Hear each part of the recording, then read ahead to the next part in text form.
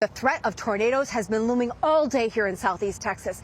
And late this afternoon, as you can see here behind me, it became very real.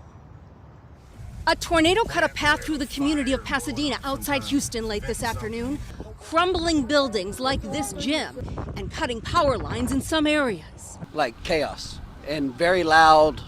The metal was crashing, the glass was breaking out. It was extremely loud. Totally destroyed this gas station. High winds damaged this chemical plant in nearby Deer Park. The person who shared this video with CBS News confirming everyone inside at the time is okay.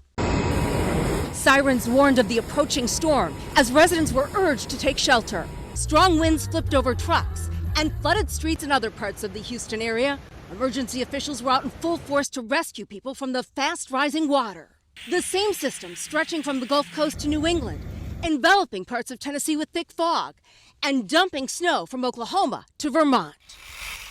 Earlier today, a 5.6 magnitude earthquake hit Nepal. Tremors were felt across North India, including the Delhi NCR region. Are earthquakes becoming more frequent? Our next report taking a closer look.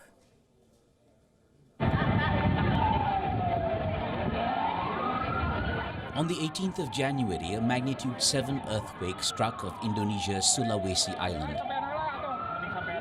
The same day, a 5.6 magnitude earthquake hit northwestern Iran. Days before that, a 7.6 magnitude earthquake struck off Indonesia's Tanimbar Islands. On January 22nd, an earthquake measuring 3.8 on the Richter scale jolted the northern hill state of Uttarakhand. In the latest, on the 24th of January, a 5.6 magnitude earthquake hit Nepal. Tremors were felt across North India, including the Delhi NCR region. These are just some of the earthquakes that have struck this year itself. Tonight, a water crisis in Arizona as thousands of residents are about to be left without water. The water war hitting those in the Rio Verde foothills, a small but fast-growing area just west of Scottsdale. 2 weeks ago, the city of Scottsdale stopped the transportation of water, making good on a year's worth of warnings that the municipal water supply was running dry.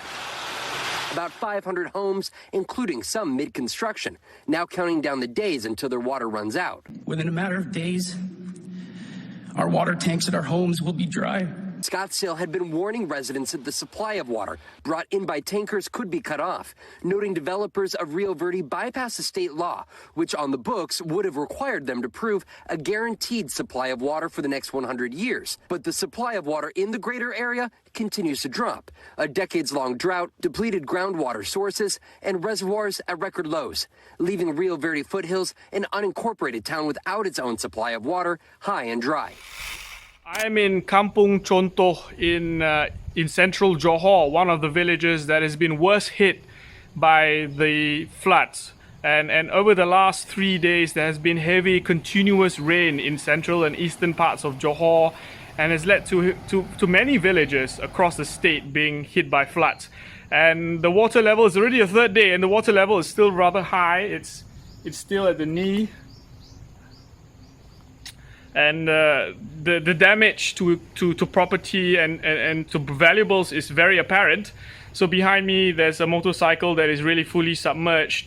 And most of the houses here are partially, or most of them are half submerged by water. So inside the houses, there are items floating, rugs floating, furniture floating.